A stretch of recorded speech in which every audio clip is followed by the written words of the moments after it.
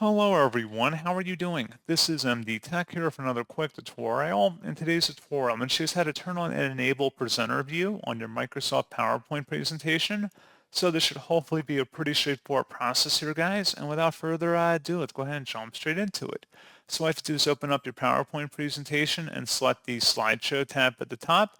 Over on the right side where it says use presenter view, presenter view shows the full screen slideshow on one monitor and a speaker view on another monitor showing the preview of the next slide, your speaker notes, a timer, and more. If you only have one monitor, you can use the Alt and F5 keys to try out presenter view. So pretty straightforward process, guys. Just make sure that's checkmark to enable it, and that's all you have to do.